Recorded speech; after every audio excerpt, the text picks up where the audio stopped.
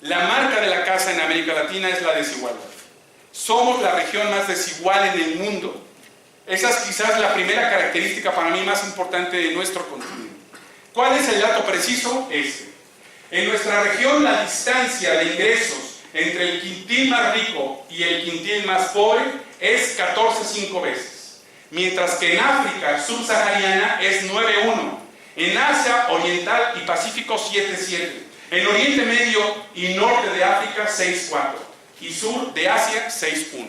Somos los más desiguales en el mundo. No somos los más pobres, somos los más desiguales.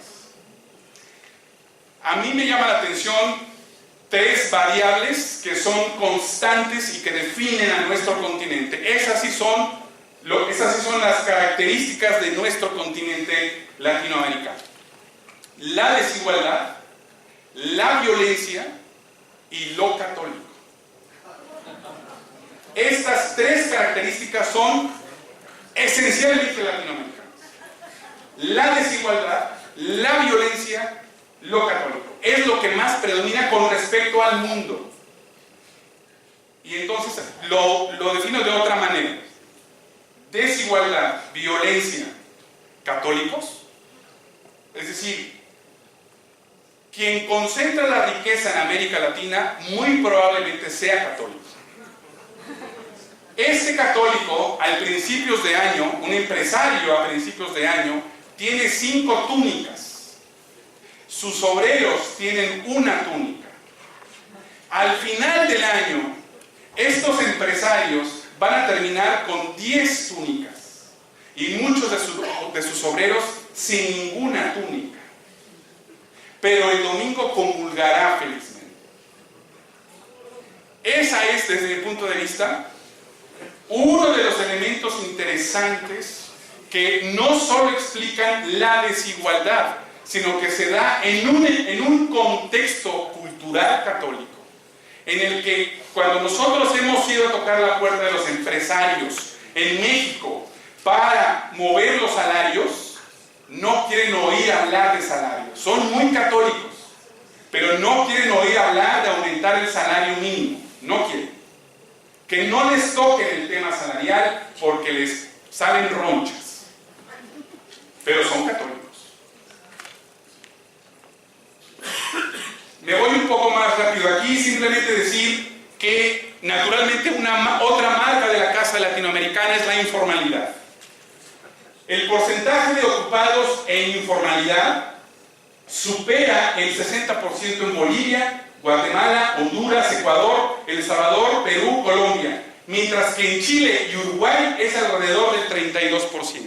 Por eso decía yo que en muchas variables nuestra América Latina se está distanciando. Estamos teniendo distintas Américas Latinas, estamos teniendo crecimientos y realidades cada vez más diferenciados, como este tamaño en términos de la informalidad. Entre los trabajadores vulnerables es cercano al 70% en Bolivia, Colombia, y entre los pobres 90% Paraguay, Bolivia y Perú. Cuando yo digo de empresarios en América Latina, quiero decir cómo contratan, cuál es la relación laboral, el trabajo en América Latina. El porcentaje de ocupados sin contrato, oscila entre 61 y 66% en Honduras, El Salvador, Perú. Alcanza el 73% en Guatemala. Países en donde claramente trabajar implica regresar al siglo XIX. Como hemos dicho, trabajar más por menos, sin condiciones mínimas de bienestar, de salud, etc. Pero veamos el otro extremo que, insisto, ojalá nos vayamos interiorizando con esta realidad, que en algunos países estas realidades están siendo cada vez más de brecha amplia. En el otro extremo, solo el 13% de los trabajadores chilenos no cuentan con contrato. Y cerca de un tercio está en tal situación en Uruguay y Ecuador. En fin, no me detengo más, simplemente ver esto. Decía hace rato, servicios de salud. El porcentaje de trabajadores sin acceso a servicios médicos como prestación vinculada a su empleo alcanza 57% en México. ¿Cómo podemos entender un país que es la 11ª, 12ª economía del mundo, con un potencial enorme y que casi el 60% de los trabajadores mexicanos no tengan acceso a salud? En Bolivia 68, en Guatemala 75, mientras que en Chile es 18 y en Uruguay 14. Vamos viendo esas regularidades. Nuestros jóvenes, para un total de 9 países para los que se dispone este indicador, entre el total de la población juvenil, que la estamos contando entre 15 y 24 años, el 20% no estudia ni trabaja en América Latina. Ese es, digamos, nuestra deuda pendiente con los jóvenes. A mí me parece interesante lo que decía ayer Bob en torno al fundamentalismo. El fundamentalismo islámico está reclutando de todos sus militantes, entre el 80 y el 90% son jóvenes. Los jóvenes en Europa, en África y en Asia están siendo la carne de cañón de este fundamentalismo. Los jóvenes. En América Latina, ¿qué futuro es el que están teniendo o van a tener nuestros jóvenes? ¿Qué fundamentalismo en América Latina va a apropiarse de los jóvenes con esta realidad? Es decir, la proporción más alta se encuentra en Guatemala. En México les decimos ninis, voy a abreviar, ninis, ¿no? Ni estudian ni trabajan, ninis. En Guatemala es 25%, pero Uruguay y Perú tienen 15%. Y la situación en jóvenes en situación de pobreza, la mayor proporción, fíjense qué interesante, está en Uruguay, 40%. Uruguay destaca en algunas variables y en esta tiene este problema. Voy cerrando la parte económica. Voy analizando el punto señalado en torno a los principales actores en América Latina que están promoviendo nuestras relaciones económicas. Están entre hacer políticas redistributivas o solo dejarlo al crecimiento. Y naturalmente con un margen de maniobra muy alto para las transnacionales y para las empresas extractivistas en América Latina. Pero, ¿por qué? Porque evidentemente, como ya nos lo decía el analista conservador, porque quieren la mayor utilidad posible. ¿Cómo no va a poder obtenerse una mayor utilidad con estos salarios? Rápidamente, salarios mínimos según la CEPAL en América Latina. México tenemos el honroso papel de ser los que competimos con China para ver quién paga los más bajos salarios. México es el que tiene el más bajo salario mínimo en América Latina, quitando Haití, $161 al mes. Chile, 390, Argentina, 435, Brasil, 360, Uruguay, 411, Colombia, 326. El tema de salarios, importante, creo que es algo que hay que empoderar en América Latina, porque es ahí donde se está jugando mucho de la variable de la desigualdad. Me paso rápidamente al tema de la tierra, al tema sociopolítico. Si pudiéramos vincular el cambio climático, si pudiéramos vincular la política territorial, si pudiéramos vincular los pueblos originarios que resisten hoy la presencia extractivista, particularmente de mineras, no solo petroleras, parques eólicos, concentración o privatización de pozos de agua, entre otros muchos. El tema del territorio, sin duda, hoy es uno de los temas que nuclean mucha resistencia y mucha organización social en América Latina. Veamos el dato. Especuladores, gobiernos, bancos y fondos de pensión, particularmente el gobierno chino, se han lanzado a comprar 63 millones de hectáreas de tierra en África, Asia y América Latina para controlar el mercado de los alimentos. Creo que todos tenemos datos en nuestros países, cómo van comprando tierra y cómo efectivamente con esta perspectiva por delante están tratando de controlar desde ya el agua y los alimentos y los minerales, como lo veíamos hace rato. Particularmente en América Latina, las sequías están amenazando nuestra alimentación. Hay una crisis humanitaria en marcha a raíz de esto.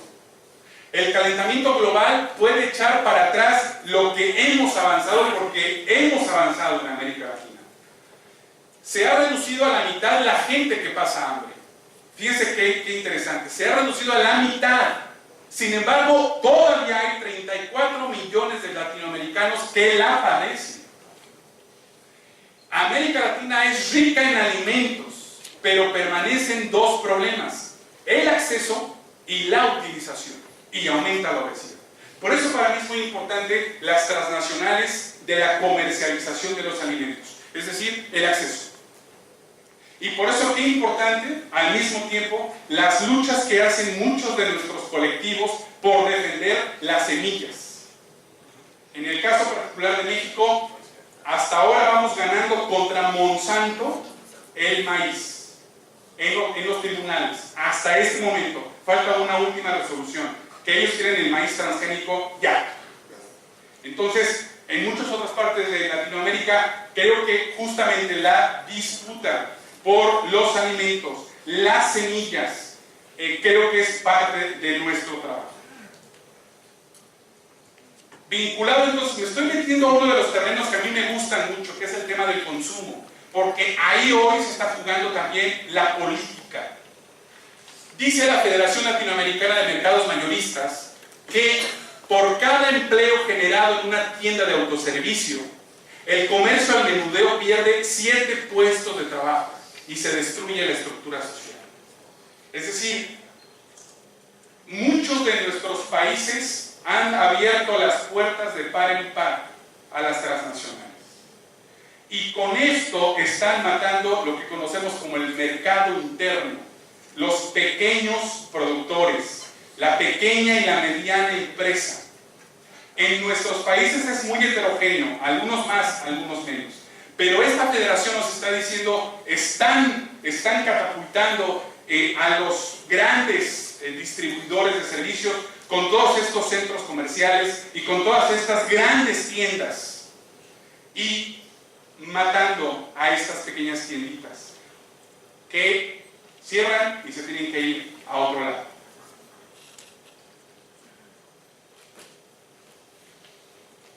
Del consumo, simplemente diría, estamos trabajando en muchas partes de América Latina con el poder del consumidor. ¿A quién le compramos?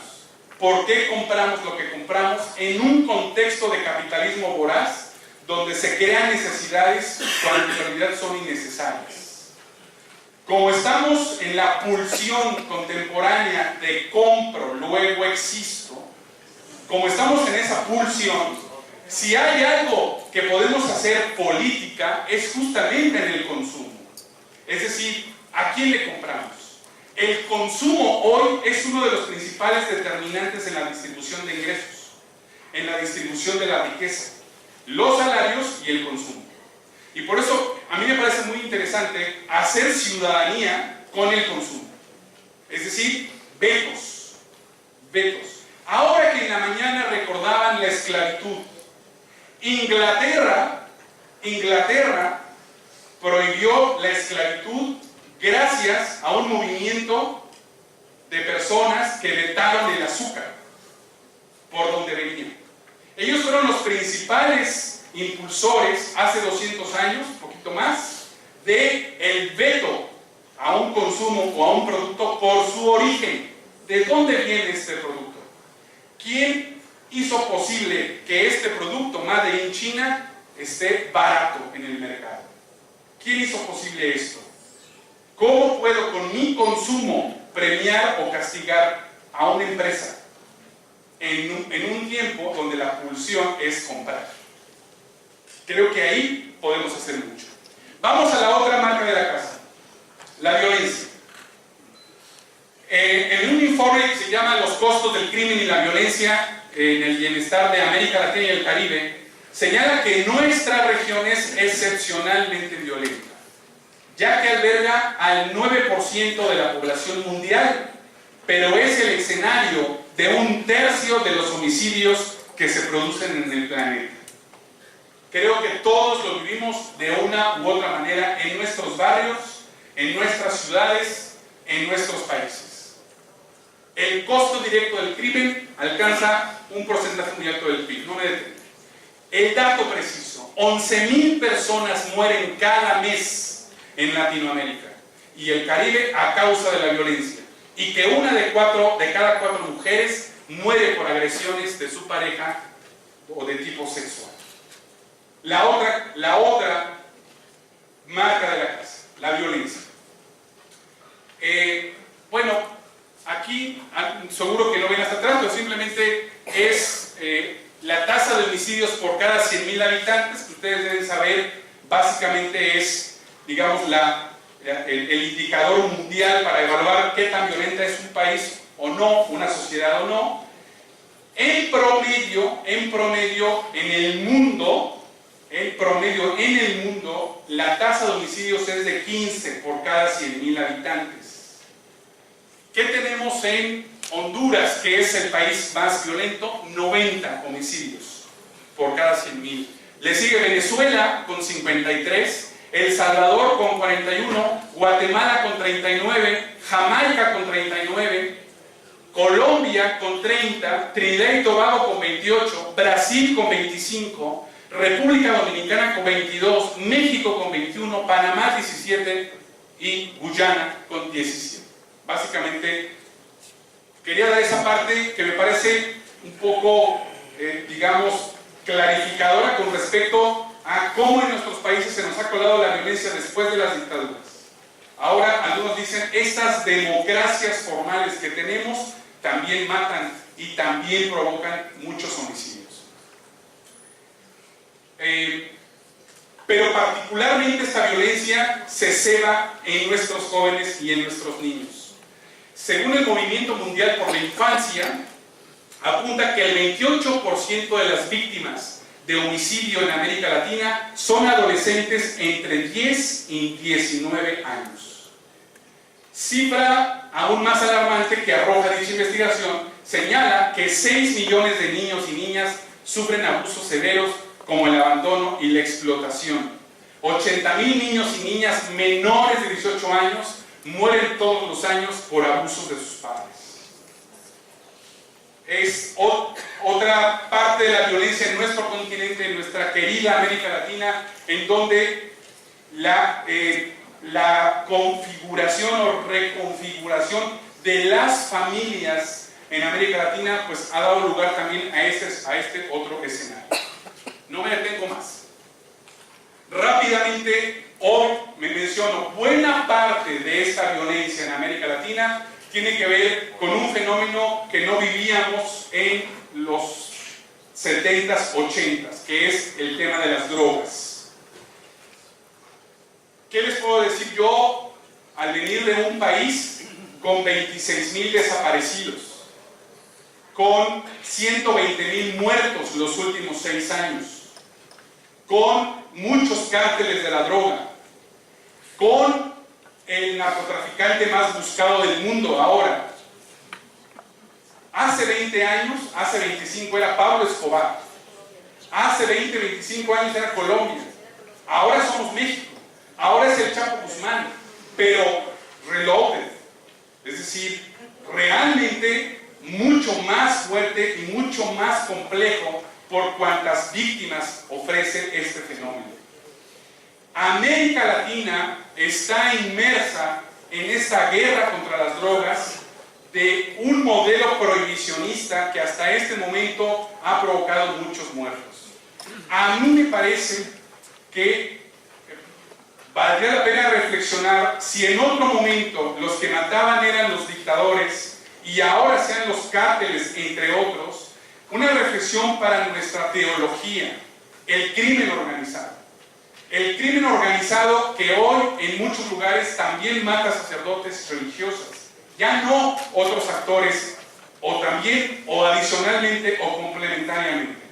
Este mapa ilustra cómo América Latina es la principal proveedora del mundo de drogas, por heterogeneidad, sea marihuana, cocaína, heroína o las drogas de diseño, en las cuales nosotros los mexicanos nos hemos hecho expertos. Pero ¿esto qué implica? Que en un momento dado, en la década de los 80, América Latina, Colombia, México, fuéramos los que traficábamos, los que mandábamos hacia el norte. Pero hoy lo que tenemos es un proceso a través del cual nosotros en América Latina nos hemos convertido en consumidores también. Yo sé que a muchos de los países en donde ustedes están no les ha llegado la desgracia de México y espero que no les llegue. Pero simplemente es avisar que cuando el Estado y las instituciones comienzan a fallar, quien las ocupa es el crimen organizado hoy. Y el crimen organizado asociado a los políticos, naturalmente, que terminan poniendo políticos para gobernar. Cada vez más en América Latina tenemos esta otra realidad en la que los territorios locales, nuestro barrio, lo controlan los narcos. Pero además, para muchos cárteles de la droga, ya no es suficiente con comerciar droga, porque la droga en buena medida ya está muy posicionada y hay un cártel en el mundo que lo tiene bastante bien controlado, que es el cártel de Sinaloa. Pero los otros cárteles, como ya no hay espacio por el mercado saturado de drogas, los otros cárteles ahora se están dedicando a extorsión, asesinato, desaparición, en donde las personas se han convertido en mercancías, particularmente niñas, mujeres, migrantes, niños para el tráfico de órganos. Las personas como mercancía valiosa. Y hoy el crimen organizado, que es, me parece, el actor más globalizado y mejor organizado y mejor articulado, es el que está teniendo esto. Voy a terminar con la parte política. Así como tenemos caquistocracia en Latinoamérica, que caquistocracia es el gobierno de los peores, que deberíamos decir, ¿cómo es el caquistócrata? El caquistócrata es un político por lo regular ignorante, alguien que ama la riqueza por sobre todas las cosas y a alguien que abusa de su poder. Lo peor de todo que nos puede pasar en América Latina es un ignorante que abuse de un ignorante con poder, que abusa de su poder. Eso nos ha pasado en muchas partes de América Latina. Pero esta caquistocracia se ha enfrentado a una sociedad civil en Latinoamérica más pujante. Recupero la frase de la mesa de la sociedad civil en Túnez, que ha ganado hoy el Premio Nobel de la Paz. Ellos han dicho, cuando la sociedad civil es fuerte, puede hacer milagros. Ellos lo han dicho con una convicción que a nosotros no nos cuesta mucho trabajo entender.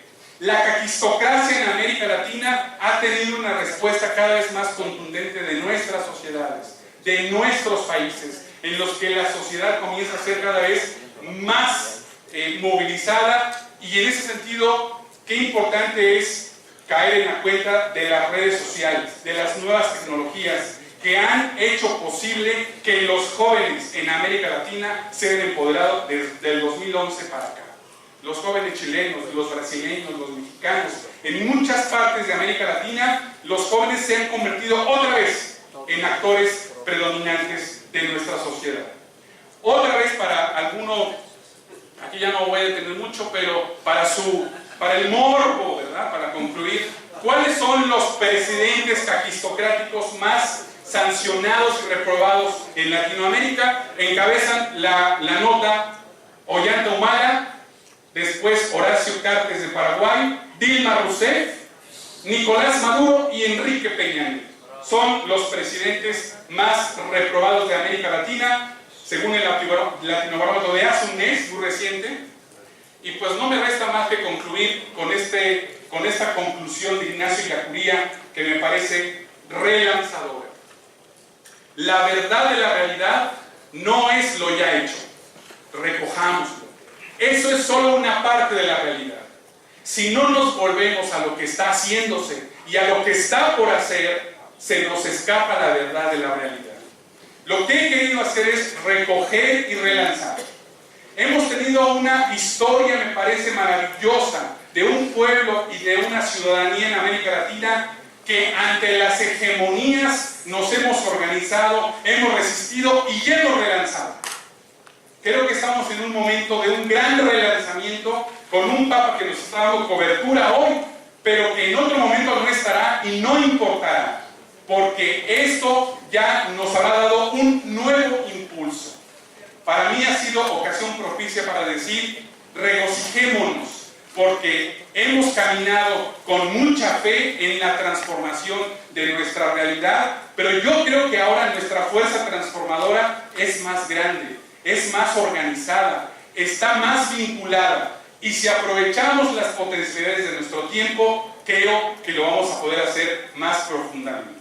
Esto es lo que yo quería compartir con ustedes, con la convicción de que estamos caminando con fuerza y con mucha fe situada. Muchas gracias.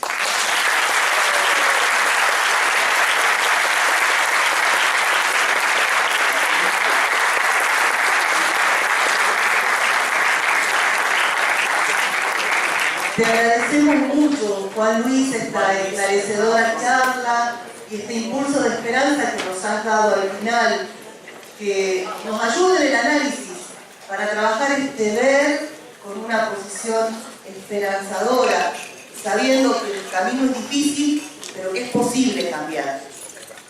No tenemos tiempo para preguntas, pero Juan Luis va a estar con nosotros todo el tiempo, así que si ha quedado alguna pregunta,